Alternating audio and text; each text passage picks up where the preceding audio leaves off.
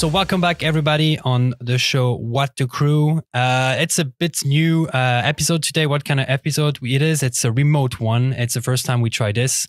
So hopefully the sound is going to be good and the video is going to be available as well on YouTube. And today we are joined with Sabrina Dieskau. Sabrina, hello. Hello. Did I pronounce it right? It was perfect. Dieskau. I try my best German accent. Yeah, I do have to say, Kevin's German is surprising. The pronunciation is surprisingly good for a French person. It's decent, I would say. Don't talk to me in German, though. I would be lost. Sabrina, welcome. And so you gave a quick introduction of yourself and tell us where you are, what you're doing, and then we'll jump in. Perfect. Hi, my name is Sabrina. I'm from Stuttgart. It's in the south of Germany, and I'm a trainer and nutritionist. There are some qualifications still running, but I will leave it with this. We are also running a small facility here. It's for physiotherapy and personal training. When I say we, it's my husband and me. And at the end of 2019, I came across the topic female sex hormones, female cycle, and how these topics can affect our nutrition, training, performance. And so I took some courses. I read every article I could find. And then I started posting on Instagram in April 2020. And in May, I named this little project Female Performance Coaching. And that's why I'm here, I think. Yeah. Yeah, I was actually looking you up on the internet before, and I found out that you actually found the entire subject of the female hormones affecting your body via your husband. Yes. That he found that, and then but you completely dived into that then. Yes, he showed me Dr. Stacy Sims' Instagram and said, you could look this up, because I was in a state where I didn't know what to do with my nutrition. So I tried paleo, I tried ketogenic, I tried everything, and I was not really happy about it. And then he said, look this up. And then I saw she is hosting a class in March 2020. Yeah. And I was one of the first who hopped onto the train. And yeah, that was the beginning. Yeah. You said you were not super happy, because you are also, we have to maybe mention, doing a professional sprinter even.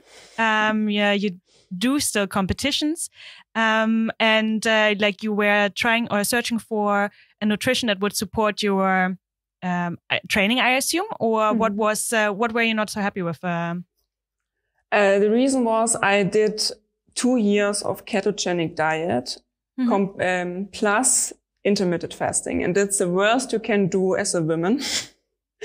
And I gained weight, and I was 1 second slower in my sprinting. And in sprinting, 1 second is really, yes. And then I didn't know what to do. And I felt like a little bit, I didn't have energy. Yeah. And I didn't know what to do. And then we tried paleo, and that's okay, but you don't have so much carbs in it.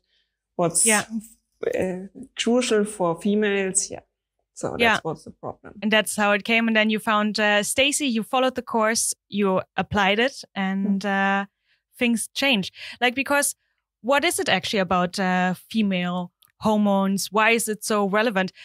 We were talking already beforehand a little bit that this entire topic of looking at female hormones and how it affects training and recovery and nutrition and stuff like this is really having a hype the last months. Even actually this week, there was a launch by a Nike training app together with Stacy Sims. But I let you talk now.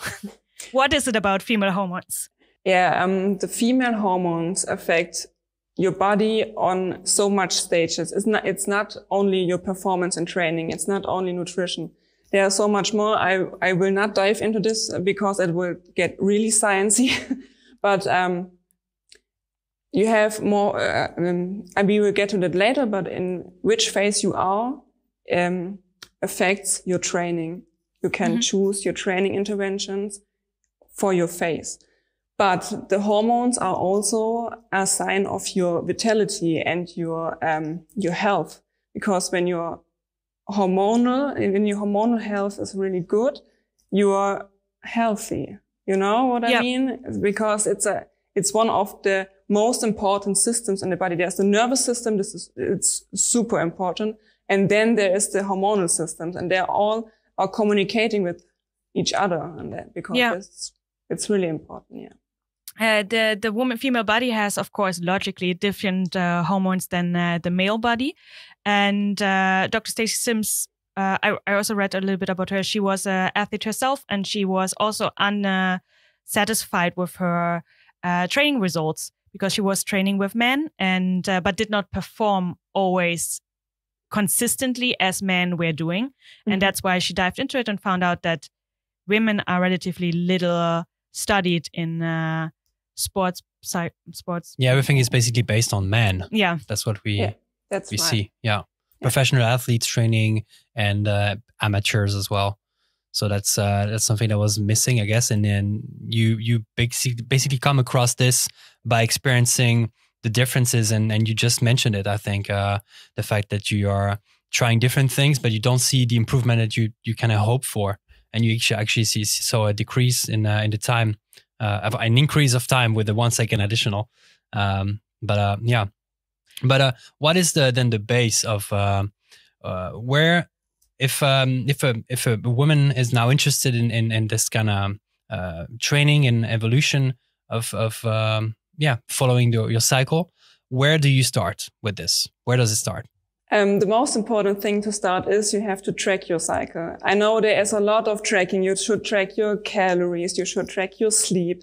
But if you really want to start immediately, track your cycle, you can do it in an app. There are a lot of apps. You can do it on paper in the calendar. As I was 16, I get a little calendar from my doctor, and I crossed all the days when my period were. So it's the old school, but it's the old school version, but it's totally okay. And you need 3 cycles to know how long your cycle is. And then you can dive deeper if you want, but for the really baseline, you track your cycle and track 3 cycles. If you're on an oral contraceptive pill, it's another thing, but we can talk about it later. Yeah, because what do you mean when you mean cycle? I also follow you now Instagram, wise, that there is a lot of confusion with all the terms that are existing out there. A lot of women think the cycle is their period. So the cycle is the whole thing. Your cycle starts with day 1. And it's the first day of bleeding. Then until the next first day of bleeding, that's the cycle. Yeah. Every new cycle starts with the first day of bleeding. So like everything, including the period, including not having the period, but like this entire time until the period starts again, 1 cycle. Yes. And period is then really just the part where we are bleeding. Yes. Okay, well then that base is set. But what was then the thing the greatest thing that you learned with Dr. Stacy Sims, like in this cycle, like the hormones, how they are working, how it affects our training and recovery? And from my personal training, there is the second phase. It's the luteal phase, or we can call it the high hormone phase. So after ovulation, your hormones rise to their peaks. And this really needs intervention in your nutrition, in your training. And I feel that phase because I'm tired. I don't know how to train. I'm not motivated for training. And this was for me the game changer because I know now, okay, I have to eat a little bit more in these times. I have to rest more. And yeah, that's the biggest learning for me because every woman knows it. There are some trainings that are perfect. You can lift as heavy as you want, and your regeneration is super fast. And then 2 weeks later, which is this phase, everything is different. Yeah. Yeah, because you mentioned that is the Luteal phase that you're feeling there's a little bit that you need a little bit more recovery, that you're a little bit slower. How many phases are there, and like how are they in order and what defines them? I think I know there are 2 phases, right? If you cut them in 2. And then there are sub phases. Yes, it depends on who you're talking to, because every coach says it different. When we talk about the cycle now, I will talk about a 28-day textbook cycle. And then you have, starting with day 1 to day 14, it's the follicular phase or phase 1 or low hormone phase. And then you have 2 to 3 days. It's the ovulation phase. It's a really short phase, but it's really important. And then you have the luteal phase. It's the high hormone phase. And in the textbook cycle, it's day 14 to day 28. So you can cut it in half and say, okay, ovulation, it's right in the middle, and that's separate. Okay. But when you talk to some other coaches, they will say, okay, menstruation or period is one phase for itself, because every woman does experience it differently. But we can go with 3 phases. So the second one is where you said hormones are very high, and you personally then, well, I guess uniformly, women are need a little bit more energy from the outside.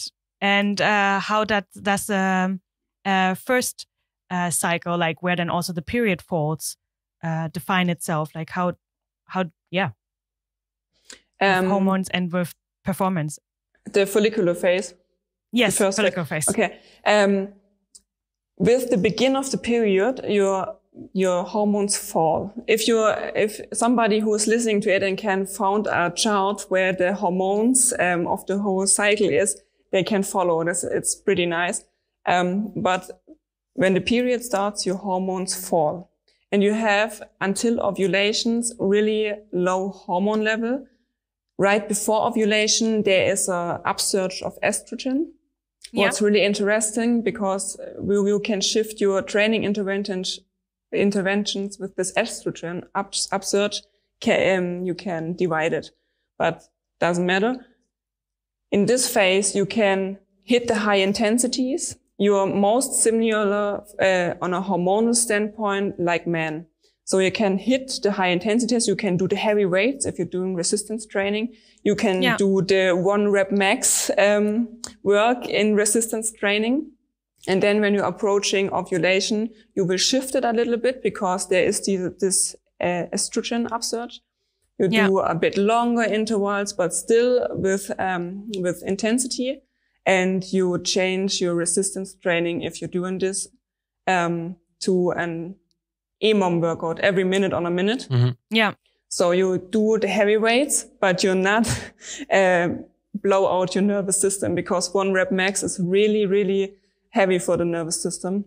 So that's actually very precise, meaning every step has a very precise kind of exercise and basically movement stimulation for your body that you can do.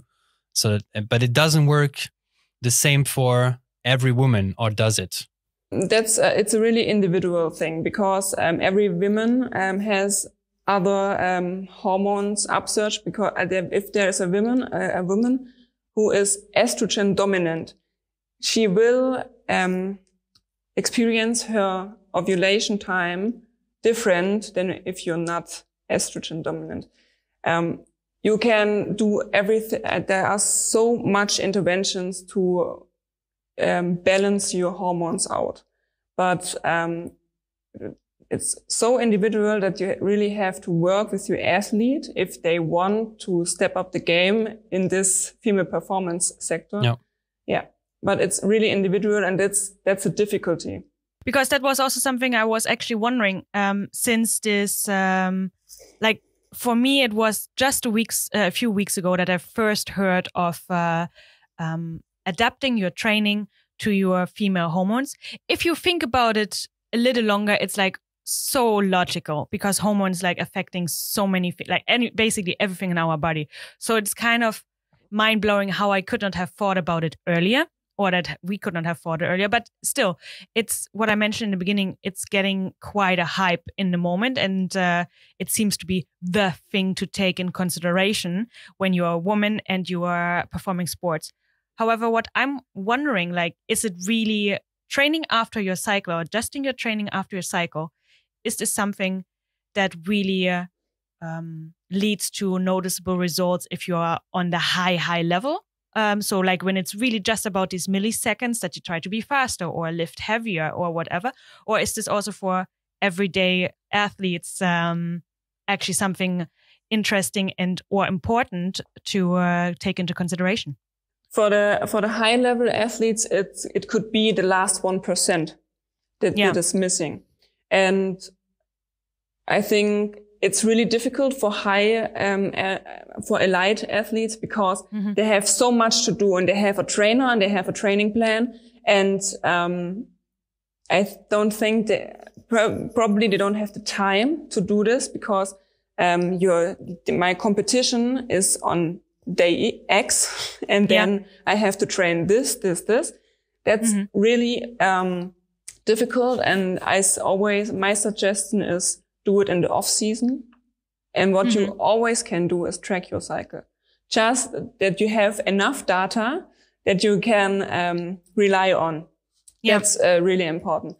And if you want to work on it, of course it works for elite athletes, but I think the perfect season is the off season because you don't have to count calories. You don't have to look that you're perfect in your sleep or go to the physiotherapy for injury prevention, something like this. And I don't do this, the normal athletes, I say. It's much easier because if you're not having a competition or you do the sports because you're having fun, it's easier for your personal performance. If you want to step up your performance, it's easier to do this because you can say, okay, today is day 1, the next 7 days I do the heavy work. If I'm feeling fine, that's the main thing. If you're feeling fine, do it. Then I do the next phase, the next and the next. And it's for training, for planning of training, it's really difficult. And you have a coach who commit to this. Yeah. But I think it's a pretty good choice if you do it. Okay. But then the difference is that you said it's maybe the 1% for the top athletes, but for the everyday woman that is doing a little bit of sports or a little bit more, how is the difference? Is it really noticeable? It's like a big difference or not? If you track your cycle and you notice how you feel in training, there could be a major change. I have some athletes who say, oh, okay, I now get it. Now I know, okay, I do the hard work and I will feel it. And there's a phase right before the period where you can't hit your high levels because your hormones are so high. And if you're not fueling for what you do, you will not have a good training experience. And that's the phase where I say, okay, slow down. And then I say, okay, I'm doing a rest. Most of athletes think they will get slower or in the resting phases or when they regenerate. Yeah. But you will get stronger. And that's for the normal athletes, as we can say, the normal athletes, I think they will, for them the change will be bigger than for another athlete. Okay. Yeah. Okay. Interesting. Yeah. Maybe it's also, it's a combination that your performance actually gets enhanced, but also that if you're not performing maybe that well, where in the past you could just not explain it to yourself, why you were suddenly doing the same training and you were sleeping good and still you didn't hit where we are usually then going home and be like, oh, that was not a good training. Mm-hmm. Now there's maybe an explanation. I also read somewhere that women can be more prone to injuries in certain phases of the cycle. First, is this true? Second, when is it? And is it also relevant for to take into consideration? And then how? The injury thing is mostly in the puberty when the athletes grow up, because when the grow up factor is different in women than in men, because our bones get long and then they thicken. And in this phase, you can injure yourself, because in men they thicken immediately, and girls they get long, and then step by step the bones get thicker. In the cycle, I honestly don't really know. What I know is when you're on your period, your tissue in your pelvis is a bit more soft because of the bleeding. And when you do high intensity work or heavy weights in resistance training, and you don't do it properly with your technique, then you can injure yourself. Yes. But I don't know. I'm honest. I don't know if there is a phase in the cycle. But during the period, it can be. Yes. Okay. Well, then that's definitely also something for the not high performance athletes to take into consideration, because we all don't want to be injured. I guess also like this now having this knowledge that your performance can really improve if you like train. Probably sounds so. If you take your hormonal status into consideration, let's say it like this, really now makes sense. However, we did a little survey, not that you can base any data on it, but we asked our followers if they know when they get their period, if they track their period, if they adjust their training. And it was very interesting to see that most women said that they would know when they received their period, like they have it, they're feeling it. I was surprised that the majority even said they would track it, because I personally don't track it. So I'm like, what? You're all doing it? But nearly nobody is actually adjusting it. So what are your advices for women to get started with menstrual cycle adjusted training? When you track 3 cycles, you can start. And I would go first, how you feel during your period. If you're in so much pain, please rest, please slow down. Yeah. And there are interventions that you don't have pains during your period, but it's a really individual thing. But you don't have to be in pain. You don't have to be in bed all day long with, I don't know the English word. Oh, the hot water bottle? A hot water bottle, yes. Yeah. There are some coaches in Germany, they say it's not normal if you're having pain during your period. If you're having a copper IUD, I think we will talk later about IUDs. Yeah. Then it's something different, but it don't needs to be painful. Then you can start training. There are some women who experience at day 3 energy push, and they need to train now, and that's okay, because you're ready for it. Your hormonal status is definitely okay during your period, and you can start training. So first of all, how do you feel during your period? If you can train. You can do the high intensity stuff. You can do the heavy weight stuff. You can also train more often, because your regeneration is faster. Mm-hmm. And then you have to track how you feel, how your training is. Yeah. And then some women perhaps track their body temperature, because there is a method. It's natural family planning method. Yeah, I heard of that. Because when you're having your ovulation, there is a peak in your body temperature, and so you know, okay, this is my ovulation time. How I feel. There are some women who feel flat around ovulation. That's okay. Then rest. There are some women who feel really powerful during ovulation. Then go for it. It's time for PR. Ovulation is time for PR, especially. And then if you know your cycle and you know how long it is, then you will get to know how long is my follicular phase.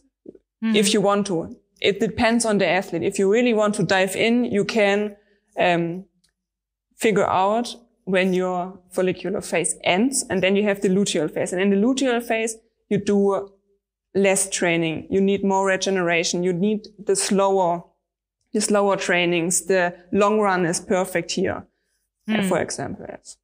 But to start, track 3 cycle. We always come back to this and then begin. Yeah. About tracking cycle, I guess they are probably you know better because you talk to more women actually about it than I do. But I think the majority of our listeners will be on some kind of, how do you say this? Like the pill, which kind of makes it perfect or kind of like makes a cycle perfect because you take your pill for, I don't even know how long. Because I don't 21 days. 21 days. Then you stop for a week. So like with these things, you have the perfect cycle and you nearly don't need to track because it makes it perfect. Then there are probably women that have irregular cycles. So like how do they, if they track now think like, listen to you and be like, okay, yeah, I want to start with that. I want to start tracking. But all 3 of them were completely different. Like what can they do? And the IUD people, which we talked already about, because that's also like a group that I'm calling or belonging to, that doesn't have a cycle at all. So doesn't even know or doesn't how to find out in what phase we are. Okay, I will start with the irregular cycles because we have to define what is irregular, because some of the women think, oh, my cycle is 35 days, 40 days. That's irregular. No, it's not, because when you speak to women in reality, we have cycles from 21 days to 40 days, and that's normal. If they are longer than 40 days, I had a client who had 50-day cycles. That's a problem, in my opinion. Sounds convenient. Yes. But there was another thing like PCOS. But irregular, if you're having a cycle till day 40, that's okay. Irregular could be, okay, I have 30 days and then I have 40 days. It depends on how hard you train, because when your training is hard, especially in the first phase, it could be that the phase gets longer during the training. Yeah. In most cases, the follicular phase is longer than the luteal phase. Yeah. So it depends. Some people tend to do overtraining, and that's a factor who can affect your cycle so much. But irregular is when you're losing your period one time. That's a really big problem, as no period. That's absolute overtraining, under eating probably. Yes. Undernourishing. Yeah. Especially. You can eat much, but you can nourish yourself. Some women don't nourish herself. That's the problem. You have to eat nutrient dense. You don't have to eat so much, because I say to my clients, you have to eat more. And they say, why I have to eat more? I will gain weight. I will gain weight. Oh no, I'm going to be fat. No, you are not going to be fat, because you need to fuel your body for what it does. And that's the main thing. So for the irregular cycles, I hope that's okay. Oral contraceptive pill. Okay. First thing I have to break is it's not a natural cycle when you're on an oral contraceptive pill. It's a hormonal cycle, because you're swallowing every day synthetic hormones, and these hormones suppress all your natural hormones. There are 4 hormones, even more hormones, that affect the cycle. You have, what I said, estrogen, progesterone. You have the FSH. It's the hormone who stimulates the follicle. Yep. And you have the LH. That's the luteinizing hormone. That's when you have the peak in ovulation. This hormone peaks, and it's the major thing of ovulation. And the oral contraceptive pill suppresses all of them. They're all on the baseline, like this. Yeah. When you okay, your listeners can see it, but on YouTube you can see it. When you have the baseline of a chart, they are all parallel. It's basically flat. Yeah. And you're taking your synthetic hormones and you're having a hormonal state, yes, but it's synthetic. And they try to build, or they try to imitate the natural hormones, but you can't do it because your body is genius. And when you take the pill for 21 days, and when you have a sugar pill week or the week where you have the bleeding, you say, oh, I got my period. That's not the period. I don't know the English word, but it's bleeding. Say it in German. What is it? Abbruchblutung. Okay.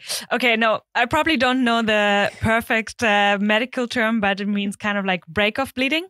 Yeah. Something like this. So because you're taking away the hormones of your body starts bleeding. Yes. Or is this a good explanation? Yes, we will leave it with this. I think it's perfect. If you want to know more, actually go to a doctor and ask a professional.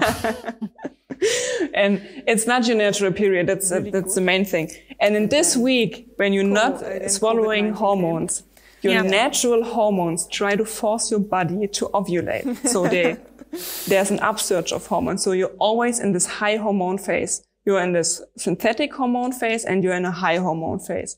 So female athletes waste potential when they're on a pill, but contraception is a really personal topic. And who am I to judge? I'm able to coach athletes who are on the pill. You have to do other training interventions. You can. The perfect thing for the pill is 3 weeks on, 1 week off. That's the training system. Many people are following in it. Yeah, that's actually quite interesting. It's super bad because, I don't know how it was with you, but the moment that I got my period, I basically went to the gynecologist in Germany. She gave me the pill. I took it. I didn't even think about it because this is just how you did it. Now, if you explain it to me like this, I'm like, oh, wow, this is what I did to myself for more than 10 years. And then for me, it was just, I was asking my doctor what other options there would be because I'm relatively bad in remembering. So I forgot sometimes or I take it irregularly. So that's why I said what other options I had. Otherwise, I would have completely sticked with the pill because for me, it was fine. And since then, I changed to your IUD because she explained, well, it will be put in your uterus for 5 years. You don't even have to think about it. And I was like, perfect. Give it to me. But now explain to me, how is then the difference with IUD? Because since I have an IUD, which is now for me 7 years, I don't even have any kind of bleeding. And I was talking with one of our athletes from our running club, and she has exactly the same. So when you say the first step to adjust your training to your cycle, to your period, and tracking your cycle for that seems impossible for me because I don't even know. Okay. First thing first, the IUD is an intrauterine device. So yes, everybody good that knows you explained what this is. And it's something like a little T, and then it will put in the uterus. And we have to defer. There is copper IUD. It's, or you can have a gold IUD or a silver IUD. It's, I think, metal. Yeah. I'm not really good at chemistry. But this will not affect your natural cycle. You will have the contraception, but it will not affect your cycle. You will have all the natural hormone thing. So that's the copper IUD. And then we have the hormonal IUD or an IUD, which it's progestin. And this is a hormone who tries to imitate the natural progesterone. And every day there's a little dose of progestin released. Yeah. And they say it's only at the uterus, but I have to admit we have blood circulating in our body, and I'm not sure if really the progestin does only stay there. Yeah. But it affects the endometrial lining. That's the tissue that's built up because the female body is in nature. The nature wants the female body to be prepared for reproduction. That's the only thing what nature wants from us. Yeah. As much as we try to have women's movement, that's still our biological purpose. Yes, I know it's really bad to say it in times like these, but it's what nature wants us to do. And the progestin, or the hormonal IUD, affects this endometrial lining. Yeah. And this lining is shed during the period, and it inhibits this build up of the lining. So don't have a period because there's nothing you can shed out, or nothing to be shed. But in my knowledge, we take the hormonal IUD as the copper IUD as the natural cycle. So you can try to adapt your training to your natural cycle. But as you mentioned, it's really hard to track your cycle because you have no period for years.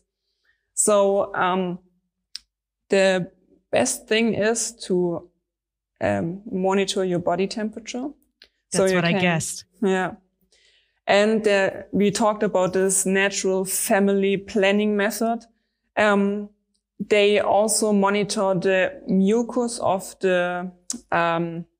what is mucus? Schleim. Oh. I know. Of the uterus, I guess? Yeah, so it's of the cervical entrance. So now I have the words. You can monitor the mucus of the cervical entrance. And that's changing through the whole cycle. So if you're getting near to your ovulation, and during ovulation, you can monitor it. But the easiest thing is monitor your body temperature. There are lots of things that can affect the body temperature, like alcohol, bad sleep. But that's the easiest thing. And I would also say monitor your training. When you feel your best, when you get your PBs, when you can hit the high intensities, and when you feel really on your lowest. And for the hormonal IUD, it is like 1 year after implanting it, then you should be ovulating. In the first year after implanting the IUD, probably you don't ovulate and you can't track nothing. Oh, wow. That's a problem. Yeah. Doesn't seem healthy, to be completely honest. Like we are basically suppressing our body to do what it should be doing. Yes, it's the first year, or probably it could be the first half. Something like that. Yes, it depends on every woman. But in my if somebody asks me for my personal opinion, and then I say, first things first, no oral contraceptive pill, because there's so much you waste your potential. And we can discuss it. I know there are so many women who think the pill is the best thing that could happen to them. Yeah. Every woman is different. So there are so many women there. It's perfect for them. When they decide to leave the pill behind them, they get their normal period and everything is fine. But there are also women who fight to get their normal period back because they were on an oral contraceptive pill. Yeah. I would choose myself. Personally, yeah. I have a copper IUD for 5 years now, and for me it was the best thing. Yes, you have much more pain during your period, but you can affect it with nutrition, with supplements like omega-3. Yeah. And you have a longer period. So if your natural period is 3 days, then you will have 5 to 7 days with the copper IUD. It's like this. But for me, it's perfect because it's like your IUD. It's for 5 years and I'm fine. Sorry, go ahead. What was the reason for you to, if it's getting too personal, please say so. Because like you just took the course of Stacey Sims last year. So I guess it was not in relation to that. Were you also like so forgettable as I was? I took the pill 2 times in my life. It was when I was 16, I think, or 17. It's 10 years ago. And around 2014. I know this because it was my best season. Don't tell anybody. I was on an oral contraceptive pill and it was my best season. I was 21, I think. Doesn't matter. Math, not my best. Oh, okay. And I gained much weight. And my father is a doctor, and I talked to him. I can talk with him about this. It's really nice. Yeah. And he said, I think you're carrying 4 kilogram water with you because of the pill. And I said, okay, weight is crucial in track and field or in every sport. And I said, okay, I think I'm going to leave the pill. Yeah. And then 1 year later, now in 2016, I decided to do the copper IUD. The IUD. Yes, because it was easy. You get it implanted. I did not do some critical thoughts about it. It's just like this. Yeah, no, but this is something that is known, I think, to all women that take the pill, that it can lead to weight gains, or like it's something that's known under women.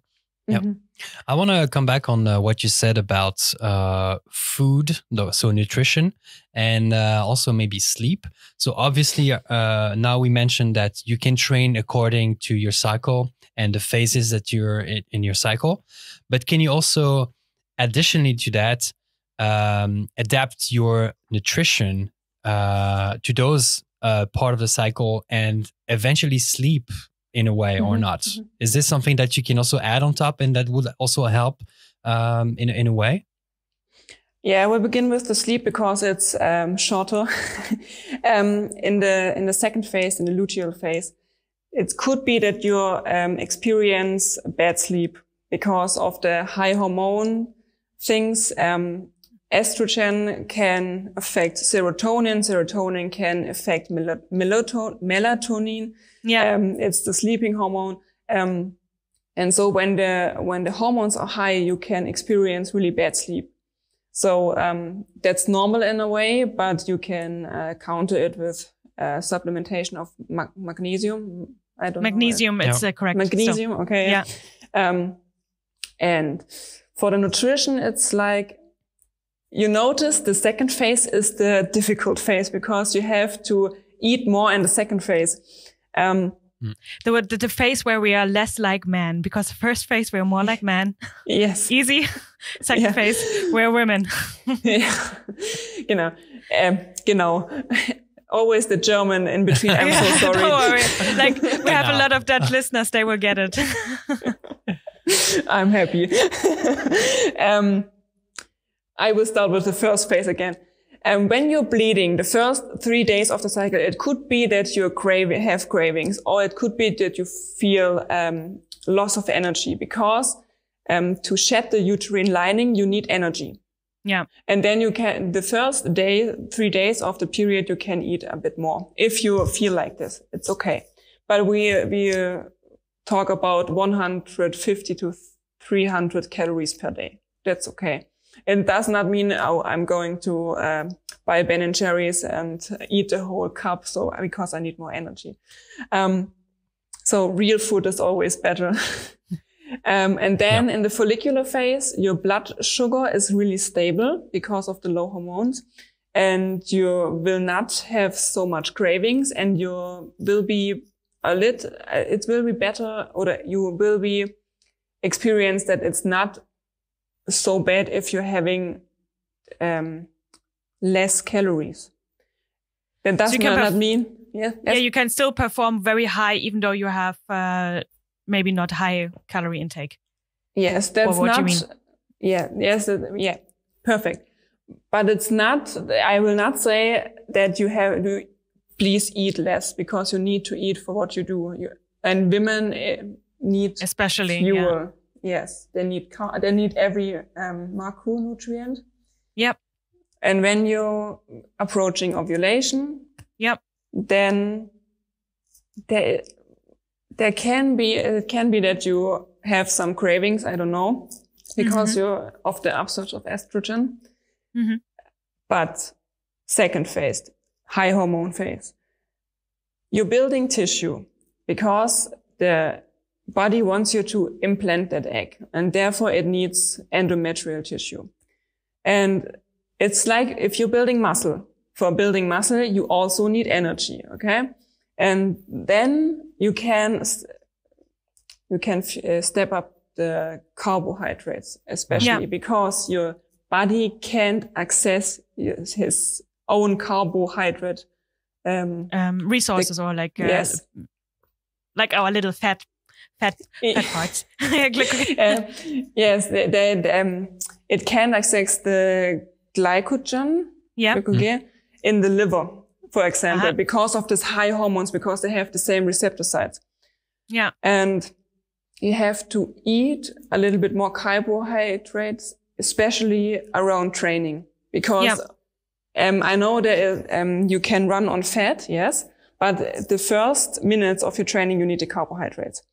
Yeah. So that's for the nutritional advice. And you can also eat a little more protein, because progesterone is the dominant hormone in the second phase, and it's catabolic. Estrogen is anabolic, progesterone is catabolic. So they always work together, but in this phase you can step up a little bit the protein intake. So to kind of like sum it up, there are like 3 phases. Some even say 4, like the first one was a luteal phase. No, it was like follicular phase, where we are basically like hormones are relatively low, and we are more similar to men. And we can relatively hit higher intensity workouts, do PRs, and go heavy and strong. And we recover relatively quickly, and need still the calories for the work we do. Yes. But in general can use our sugar resources in our body better. Then is the ovulation phase, where there's a high in hormones, and we can hit PBs. So that's also woohoo. And then we get in the second phase, which is then the luteal phase, where it's basically hormones are rising up. Your body is building this little like pocket for your egg to get in. I'm sorry that I use the correct terms here. But your body needs more energy from externally. We are needing more rest. We are recovering less. Like the second phase really sounds like a bitch, because like you basically need more recovery, and you're having awful sleep. Well, not awful, but like less good sleep. So, but like long trainings can be still very beneficial, but still, no matter what, with the right interventions, you can still adjust all of it. Did I kind of like put it in a nutshell? Somewhat right? This was perfect, yes.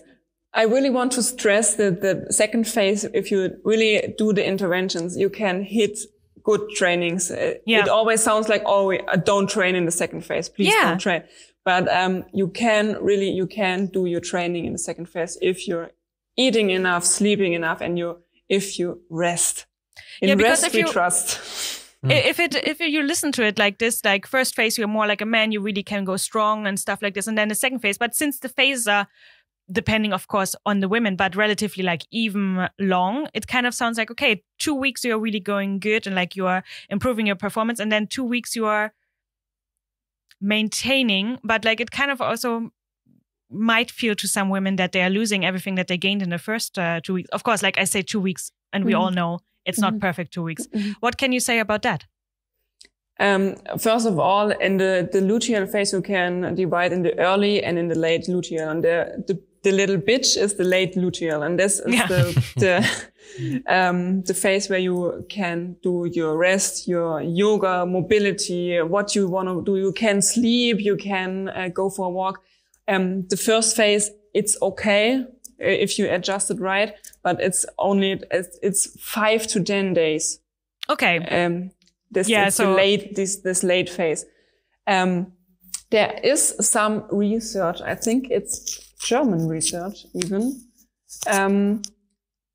They try to figure out how, if you only train the 1 rep max in the first phase, in the follicular phase, And in the second phase, you do a bit less training and some other trainings.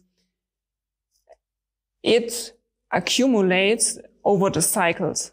Okay, as when you have the first cycle, you do your training. You have the second cycle. In the second cycle, first phase, you do the same training. And you're even in this cycle, you're stronger. And so it goes on, and you lose nothing if you adapt your training to your cycle. The research showed it's for the 1 rep max, but I think it's even for others. Yeah. That makes me think of our common friend, Jeremy, that was also on the podcast. And we were talking about training planning on the podcast or outside. And there's this deload week. And I think this build up is also nice because you build up for a certain amount of days, and then you have this like kind of like more relaxed. You just said that deload week, in a way when you do yogas and other things like this. Mobility. To then again push to a PR and hard exercises. Yeah. So that's it. That's a perfect description. Perfect description for the late luteal phase. It's a deload week. Yes. Yeah. I was actually like curious, Dr. Stacey Sims. I did hear that I actually found her via a Women's Health article, and then I looked her up and found out that she is busy with this research already for more than 20 years. She did bring out her book Raw, like kind of like the song from Katy Perry. 2016, so that's by now 4.5 years ago. I didn't really she is like a very much on the forefront of this, and like whenever you kind of like search in this direction, you always find her back and her book. But otherwise, I didn't really find any on not much other researchers. Like, since you're more in the subject, do you experience this differently, or how is the situation regarding this topic? So because I'm I took the courses of Dr. Stacey Sims. I was in the Women Are Not Small Men course, and I'm currently doing the menopause course. You get a lot of research paper. You get the link to it or who did it. And in the book, in the appendix, there is a lot of research you can find. And you really have to search the databases of the scientific homepages. Yeah. It took me hours to find some, but it's there, and it's the oldest research I found is from the 70s. So this is not a new topic. We also say, my husband and I, there is nothing new. It seems it's new. Because we stress this topic at the moment, but I think there are even researchers from the 50s, but the oldest I personally found is from 77, I think. So where do you see then the future of this topic? Because like apparently it's not very young, like it is existing for a while, but it gets hype. Like how do you think it will develop, especially since now big players like Nike are jumping on that train? First of all, it's really nice that Nike has jumped on this train, because we need the awareness of this topic. Because I always say the period is the last taboo in sports. There is an interesting article, I think it's in the Telegraph. It has this as a headline, the last taboo in sports. And even women are not talking about this. Even teams like soccer teams don't talk in the team about their period or how they feel, or if they lost their period, or that they're experiencing so much pain or something like that, because it's a taboo. Because I'm sorry, but mostly men think that's awful because there is blood. But I think it's really important that the awareness will come, and thanks to Nike, that is now a really big topic. I think there will be a hype in the next few months, perhaps the next year. And then I will hope that it will be okay to talk about it. I hope that there will be more research. There is now more research coming, because they because Dr. Stacey Sims is really into it and does the research by herself. But I hope it is a big, big chance. And I think some trainers can do some work with their athletes if they want to. It's really much to learn. But I think it's a great chance. Yeah. I think you're completely right. Like there has to be awareness for this topic first. And for that, a big player like Nike definitely is very beneficial. And I think this is also like a nice transition to our question from the audience.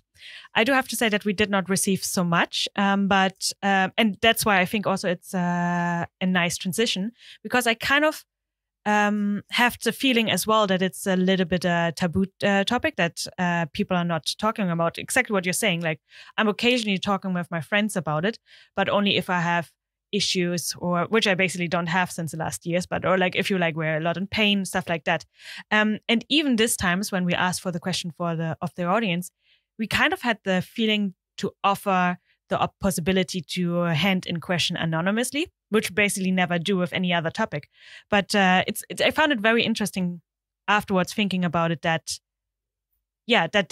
we were feeling like maybe we have to give people the opportunity to do that. Let's hope this changes soon. The first question that we did receive is from Malus. I did ask her if are you okay having a name named, and she was like, yeah. So she's actually the other athlete that has an IUD as well, and we both talked a long time about it. And she was asking, are there any known effects on your performance of not menstruating of having an IUD? Because I think you have your natural cycle because you're just not menstruating.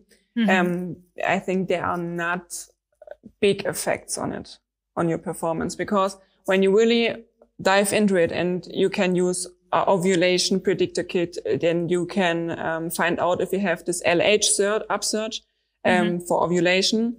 When you monitor your body temperature and track your training, and monitor the mucus of the cervical entrance, then you can find out when your period is or your follicular phase.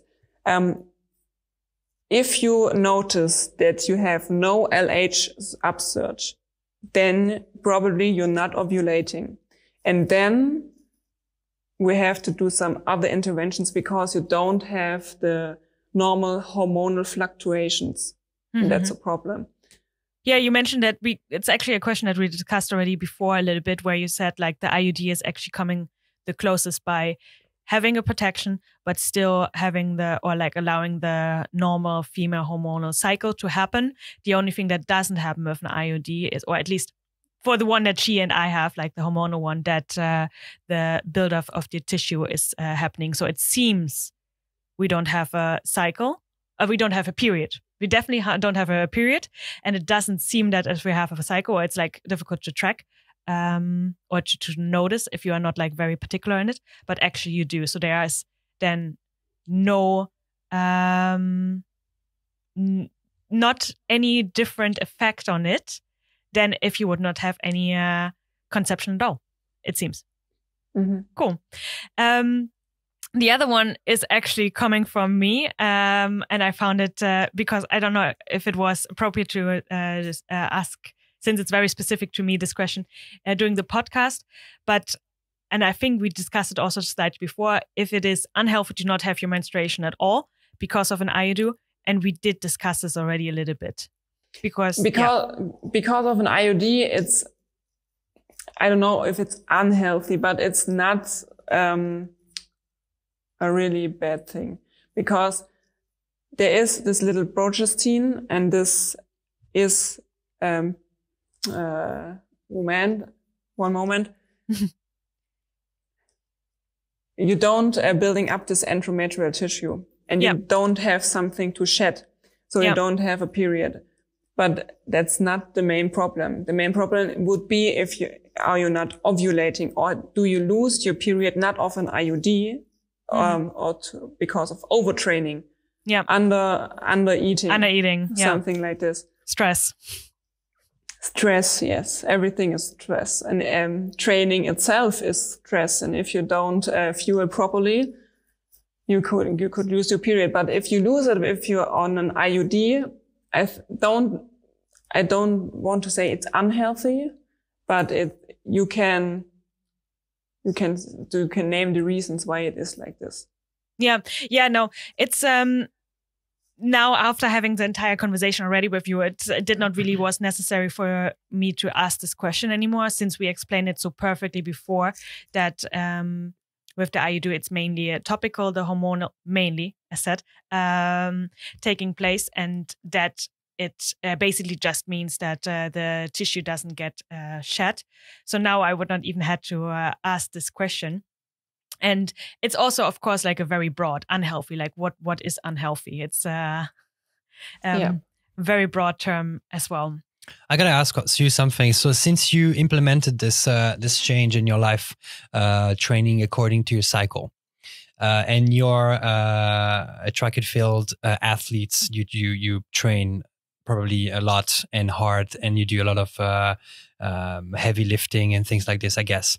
So do you see a huge, or at least noticeable change when you do your lifts and PRs and everything? How was it for you? It's a funny story because I do something like deadlift. Mm-hmm. In my last cycle, I PR'd in the second day of my period. Mm-hmm. My 1 rep max was 110 kilo. Mm-hmm. And I Nice. did 2 reps for 5 5 second hold or 5 sets, 5 sets, oh, 5 sets, Yep. 2 reps with 120. So I Wow. did a 1 rep max, and I did it for more repetitions. Yeah. So this is one of the major things that happens. And I also do the 1 rep max things in the early follicular phase. Mm-hmm. And then we change it a bit. Yeah. And I do, the most important thing for me was in the follicular phase, I can do 1 day on, 1 day on, 1 day off. Okay. Or I do 1 day resistance training, 1 day running, 1 day resistance training. So you have more trainings in 1 week. And in the luteal phase, I do it 1 and then 1 day resistance training and then 3 days of rest in resistance training. And then I do a new one. And that's perfect for me. But yeah, I could notice a big PR in the deadlift. That's good. It's nice. Yeah. That's definitely very, because how long did you change now or adapted your training? Now, I guess since you took the course, right? Last year. I began a bit in the end of 2019, but I only read raw in this time. And then I took the course and I decided in the summer of 2020 to do a competition right 2 weeks before the competition was. Yeah. So it was a short time and it was not the perfect preparation. And so it started really to dive really deep into it after in September 2020. I applied it since at the end of 2019. So I did the major nutrition change. Yeah. This was the first thing. And then after the competition in September, which was not planned at all and it was not the best idea. But, how did it work out, the competition? I'm now curious. Not really well. Oh, because sorry for asking. No problem, because I couldn't access a track. That was the main of reason. Course. Yeah. Lockdown. Yeah. Yes. I guess it was related to lockdown. Yes. Yeah. The last time I was on a track, on a real track, we have in Germany something like Aschebahn. Yeah. It's not. Is it kind of like stone, like very like if you burn stuff? How do you say cold? Is like when ash, isn't it? Let me Google also on my phone. I will look at. Yes, it's ash. So the track and field not on like the rubber, but on ash. Okay. Yes. I had only access to this, and this is not the same because you don't have lines on it. You don't know how long you are running. Yeah. So, the last time I was on track, on a real track, on the red ones. Yeah. It was right before March 2020. I still have no access. It's a little problem, but I'm working on it. So that was the main reason. But what we get during the competition is that the first, I did 200 meters because I love the 200 meters. Mm-hmm. I'm a really good 400 meter sprinter, but 400 meter is really painful. If you're a sprinter, I can imagine. Yeah. It can seem until forever. It's a long way. Yeah. And in the first 100 meter of the 200 meter, it was perfect. I was so explosive, and that was one of the things that we worked on. So it was a really success for the 100 meter, but there was still 100 meter left, but I could not access the track. So I don't had the stamina, the perfect stamina. So, but it's no problem. Try and error. Yeah, exactly. Yeah, I'm happy to hear also that you see it like that. Yeah, positive mindset. In my when I was younger, my younger me would have sat under a treppe, under the stairs. Would have sat on the stairs. Yeah, in the stadium, and I would have cried. But I had a really bad injury in 2015, and I recovered 3 years from it because I had no confidence in my leg. Yeah. My biceps femoris is on the backside of your leg, blew out. Yeah. We don't know what happened. There was just a big explosion in my leg. Oh. And 2019 it was the first year that was really good. Yeah. And then COVID-19 came. Yeah. Yeah. Oh, well. We know the story. Yeah. Like, we all experience it still.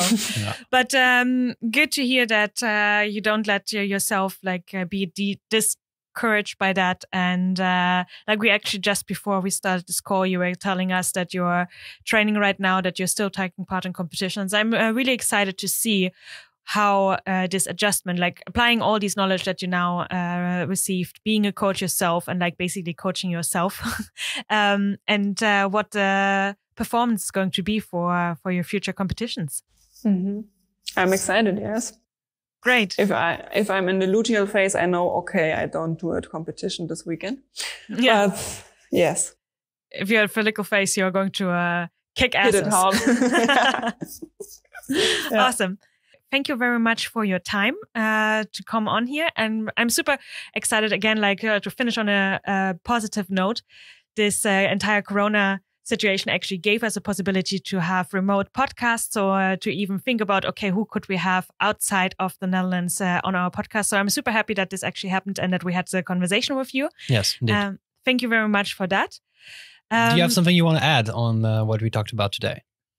No, I'm really happy to be here. First of all, if you want, I can give some advice from me. Yeah, please. I wanted to add that, always if there welcome. would be one piece that listeners should always take away from this podcast, what would that be? The first takeaway is the female body and the female sex hormones can affect your training, your nutrition, and your performance. And on other stages in the body, that's okay. And slowly but surely we have the awareness for this. Mm-hmm. And if a woman will start immediately, please begin to track your cycle if you're not doing it. If you're doing it, look at the last 3 cycles you tracked and you know how long it is. And perhaps you know, okay, I have the perfect 28-day cycle. So I know in the middle is the ovulation. It could be, it does not need to be. And I know this is a really, really female topic. And I know this is not the best, the most liked topic for men. So, what can men do is first of all is you will never experience this. And it's really a personal thing and sometimes it's really painful. So I, as a woman, do not judge about getting my balls kicked. So, I want the man not to judge about the pain of period cramps. And if a man gets aggressive at the time of the month, you don't say as a woman, oh, it's this time of the month again. So we have to be more conscious with this, our language. Yeah. So there is something like you throw like a girl, or These, you are like a mother, like but sei keine Mutti. Yes. It's anything more soft, more emotional is very quickly associated with the female sex. Yes, that's something definitely happening. But something also like I have the feeling that the world gets aware of, and changes are happening. Yes. And we also the question about, are you getting your period because you're aggressive? That's a bit of a problem, because if PMS is occurring, you don't know what to do as a woman, because you want to burn the whole world down, and it's just your hormones. Yes?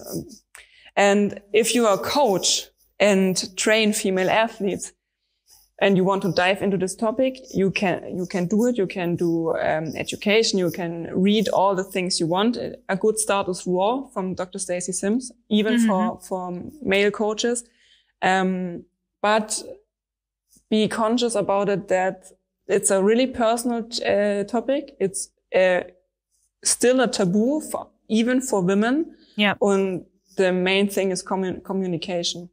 If you're having a perfect relationship with your athletes, talk to your athletes, and if they want to step in and track their period and everything, that's okay. If they don't want to, it's also okay.